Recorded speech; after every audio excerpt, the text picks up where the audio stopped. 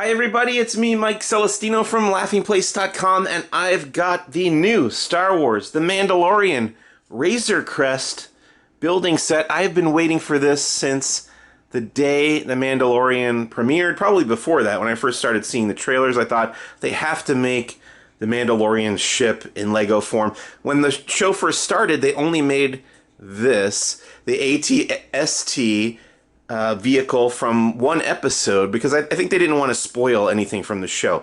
But I knew they had to make the Razor Crest at some point. Finally, at Toy Fair this year in February, they announced it, and we pre-ordered it right away at Laughing Place. We had to pre-order it so we could review it when it came out. It finally arrived in the mail yesterday. This is set number 75292. It's got 1,023 pieces, so it's a decent sized set. It comes with 5 minifigures, including, for the first time ever, the child, aka Baby Yoda, or affectionately called Baby Yoda, as they like to say at Disney, and the Mandalorian. There, of course, he was included in that previous set with the AT-ST, so this is the second time we've seen him in Lego form. But Grief Karga, Carl Weathers' character, this is the first time he's represented in Lego, and then you got IG-11, the bounty assassin droid, but he pretty much just looks like the IG-88 droid that has been out previously. So that's not a new minifigure, but they are calling him by the new name. And then you got a scout trooper, and we've seen those before as well, but they're featured in the series, so it makes sense to include one of them here. There's the back of the box, and you can see what the ship will look like when it's kind of opened up, and they've got some of the carbon freezing, carbonite blocks that they're unloading there of the bounties that the Mandalorian has collected. And yeah, there's just a cool scene happening here between a fight between IG-11 there and the scout trooper.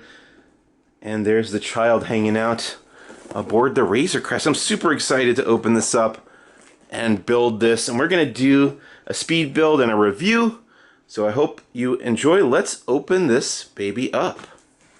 Alright, I've sliced open the box here. Let's see what's inside. Okay. Let's see. We've got instruction manual and stickers in this bag. Plus, we've got 6 steps. Some of the steps have multiple bags, and there's also a separate cockpit piece there that would be part of the ship. Okay, here's a look at the sticker sheet. Quite a few stickers for this set. Probably about a dozen or so. And there's the instruction manual. And I'm going to go ahead and open up bag number 1. And we'll start our speed build. Here we go.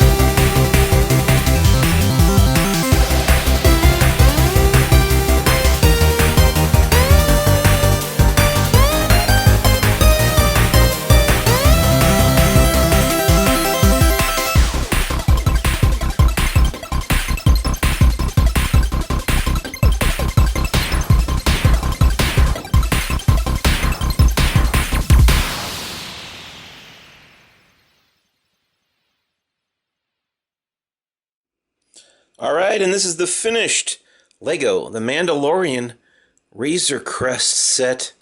And I think it is a really, really nice looking ship. Just gorgeously designed. Very accurate to what it looks like on screen, which is super cool. Let's start out with these 5 minifigures that come with it. Well, 4.5 really, if you count the child here as not even quite half of a minifigure, but he's very cute. Let's see if we can get him in focus there. There we go. Yeah, this is the little baby Yoda, as he's affectionately known. But this body has been made before in LEGO form for LEGO babies. And they just crafted a new mold for his head here. And it's a rubbery kind of plastic. It's not the hard plastic that you would see for the other LEGO minifigures. There he is from the back. And he can't hold anything. His hands are too tiny, and there's not actually even really a large enough opening in there to put anything in. So he can't hold that little knob from the ship, which doesn't really come with this set anyway. It would just be too small. So that's what you get for the child, aka Baby Yoda. But I think it's just about right. And there is Din Djarin, or the Mandalorian. And this is the same figure. I'm pretty sure that came with that other set, though I didn't get that one, so I'm not 100% sure. But this is the armor that's seen in the first 2 and change episodes of The Mandalorian before he gets the Beskar armor. So that's representative of the way he looks at the very beginning of the show, and he has his pulse rifle, which is what he uses to disintegrate those Jawas and some other characters in the course of the show. He didn't come with a secondary blaster, although he does have one in the series. Though you could take one from one of the other characters, or if you have an extra one from another set, you can give it to him. And let's take a look at him from the back. He's got a cape there. And he's got the helmet. Underneath the helmet is just a black minifigure head, which is unfortunate because we have seen the character's face on screen. Pedro Pascal. They didn't give us his face for the minifigure. Little bit of a bummer there, but that's okay. Let's look at Greef Karga. This is the character played by Carl Weathers in the series, and he's the guy who runs the Bounty Hunters Guild chapter on the planet Navarro, and he gives out the bounties and stuff, and I think this is a pretty cool figure. He has not existed in minifigure form before, so it's just the child here and Greef Karga that are brand new, because the next one is IG-11, and like I said earlier, this guy is the exact same minifigure that we've seen for IG-88, who is pretty much the same model of droid. First appeared in The Empire Strikes Back. There he is from the back. He can hold one weapon on a little clip there on his back, and he's got one weapon as well in his hand there. And then finally, for the minifigures, you've got a little scout trooper, which is cool because these characters are featured in the final episode of Season 1 of The Mandalorian. I'm going to pretend like this is the one played by Jason Sudeikis, who punches little baby Yoda there. But it could have been either of those two, so there's a 50-50 shot. And here's what he looks like from the back. And unlike The Mandalorian, this character does have a face. Let's take off his helmet there, and you can see the face that they've used for a lot of Stormtrooper minifigures and Clone Trooper minifigures. So that's nothing terribly new. Put that back on there, and let's take a closer look at the ship. I think this is a really incredibly well-designed Lego ship from the outside. I think it's just gorgeous. The build was really, really fun. Not a lot of repetition. Everything was really interesting. The only repetitive part putting this together was doing this part of the engines here. We had to build a bunch of these little protrusions or mandibles or whatever you want to call them and install them around the edge of the engines there. But other than that, this was a really, really fun build. In fact, from the outside, I'd say this is one of my favorite Lego sets that I've gotten in a long time. And like I said before, it looks just like the ship you see in the show. So they got that pretty accurate. And the great thing about it too is that it's pretty close to being the correct scale. I think when you get a lot of Lego Star Wars ships, spaceships, they're smaller than they would be when it comes to minifigure scale. But this ship is pretty close, though not quite as big as it would be for this minifigure scale. Because when you think about the ship on the show, this would have to be a little bit bigger to accommodate everything that happens inside the ship. Especially in the second to last episode when they bring all the blurgs. I think there's like a handful of blurgs that they bring. And I think they bring 3 of them, if I'm not mistaken. So you'd have to fit 3 blurgs plus all the characters in here. And I don't think there's quite enough room. Not that they've made blurgs in the Lego minifigure scale at all. But if they do, and I'm sure they'll eventually make a blurg for Lego minifigures to ride on, I don't think you'll be able to fit 3 in there. But that's a minor complaint. The scale is pretty great. It's bigger. This ship is bigger than I thought it was going to be when I first saw it announced. And you can certainly fit all the characters that come with this set inside the ship. Okay, so now I want to open up all these little panels here on the side and show you the inside of the ship. And when I said that this is a gorgeous ship from the outside, I was specifying that because I don't think it's as attractive when you open all these panels up and start looking at the inside of the ship. It's a little barren to me, though there are a couple details that are pretty cool and memorable and well designed here. Let's take a look at what those are. So first of all, you've got at the top of the ship here, there are 2 missile shooters, or probably proton torpedoes in the world of Star Wars, but you can see them here, this little red tip of the torpedo or missile. And to launch those, you press down on this piece here. There's another one on this side, and those fire out, which is cool. And then if you want to store them, there's some storage here for those projectiles. Here's the one that just fired out, and I can clip it into there. And there's another one that I can put in here. So it holds all 3 that came with the set. Basically 2, 1 for each cannon and 1 extra one. So that's pretty good. And then the coolest thing about the interior hold of the ship is that you do have the carbonite blocks here. It's hard to see them inside the ship, but there are 2 in there, and you can take them out. You can like unload them, and the Mandalorian can claim his bounty. And each one has a unique sticker on it. They're not both the same. But these are meant to represent the carbonite blocks that you see in the pilot or the first episode. And they just slide in like this.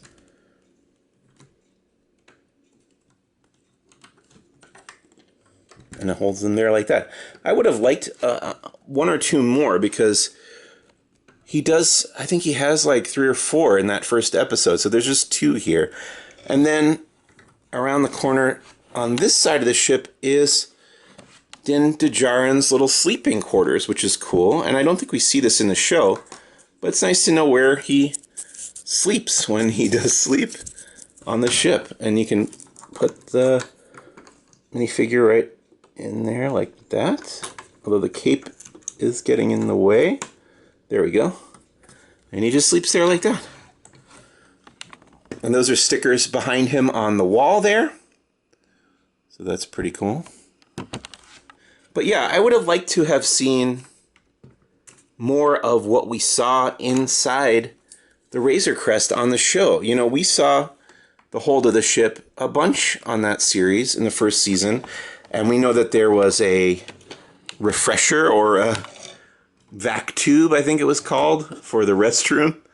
That would have been like right back here. And then we saw in the show there was the armory that got shown a few times. And that would have been, I think, back here. And there's plenty of space here. There's a lot of empty studs, empty areas there. Why not put in some of that stuff? And I guess that's going to be up to people who are more creative than I to add some custom builds here to build this out and have the full interior of the ship represented. I also would have liked to see, would like to have seen the ladder that comes down from the cockpit there and drops down into the hold, which we saw on the show as well. So let me close this up and we'll take a look at the cockpit. All these panels. This, you know, in the show we saw some of these panels being used that drop open. Oop, that came off of its hinge there. But not all of this stuff opens up in the show, obviously. It's mostly this back side there, and then this panel drops open, I believe, in the show as well. Okay, let's look at the cockpit. Okay, the cool thing about the cockpit is you can actually fit 2 full-size minifigures in there, and it just kind of pops off like that. These clips fit into these hinges here. They're not super secure, so you are able to remove it fairly easily. And then I'm going to put Mando and Grief Karga here in the cockpit. Give me one moment. Okay, sorry, I needed both hands to pose everybody like this, but you can see that I've got Din Djarin, the Mandalorian, and Baby Yoda, and Grief Karga there, all sitting in the cockpit, which is great that there's that much room. A lot of the times with these LEGO ships and vehicles, you can't fit as many figures as are supposed to fit in a cockpit or in a car or something. And then the canopy just pops right back on like that, and you got everybody in there ready to take off. And I want to show you another cool feature of the cockpit. Whoa! Get Grief Karga out of there, and you can tilt this part of the canopy up, and it's got storage for the weapons. It's not quite the armory that we saw on the TV show, like I mentioned, but you can put Mando's weapon, the pulse rifle there, and there's room for one other weapon on a clip next to it, which is great. I'm going to pop this weapon right out there so we can give it back. And the other final nice feature that we didn't see on the show but is included in the set here is an actual escape pod for the Razor Crest. And I looked it up, and the ship is supposed to have an escape pod in this spot, so it's appropriate, though we haven't seen it on the series yet. Maybe we will eventually. And it just sits in the top of the ship like that, and it pops out real easily. We'll take it out, move the ship aside, and then you can take the cover off, and a figure will fit inside. We're going to put Grief Karga, even with his blasters, can fit inside the escape pod, and you put the cover back on. Okay, I take it back, but you can't really fit him in there with the blaster, so he can escape the ship, he just can't be armed. But it is kind of fun that you can see his face here through the escape pod porthole window there. There's what it looks like underneath, and I think these are supposed to be little like repulsor vent engines, so that your escape pod can maneuver around and find its way to safety. So that's cool. And it just pops right back here into the top of the Razor Crest, and it looks just like it fits in there as part of the ship. Nothing on the engines turn or anything. They do look really cool though. Some orange afterburner light coming from the back there. These are big stickers. There were a lot of stickers in this set. I'm not a big fan of the stickers because I do not have steady hands at all, and I always put them on crooked. I did okay for the most part for the Razor Crest though. You can see these are all stickers here. Everything that looks like a detailing like this. This is a big sticker around this drum, and that's the other side engine. And that's pretty much it. Let me show you the bottom of the ship before we wrap up. It's all covered, and you got these nice landing skids so that the ship can rest comfortably on the ground. So that's the LEGO Star Wars The Mandalorian Razor Crest ship with some cool minifigures and a great looking ship that you recognize from the Disney Plus series The Mandalorian. By the way, these blasters here on the front don't fire or do anything. They're just there to look cool and to look like the blasters that you see on the ship. That's another detail that I forgot to point out, but everything else I think I've pretty much covered. Yeah, no real complaints. I think this is just about everything that I wanted from this set, except for the detailing on the interior. I would have liked to see more stuff going on inside the ship, but otherwise very happy with this set, and that can be easily rectified with some customization if you've got some extra Lego pieces lying around. Let's take one more look here at Din Djarin and his little friend, the child. And that's going to wrap it up. This is Mike Celestino from Laughing Place. This is the way. We'll see you next time.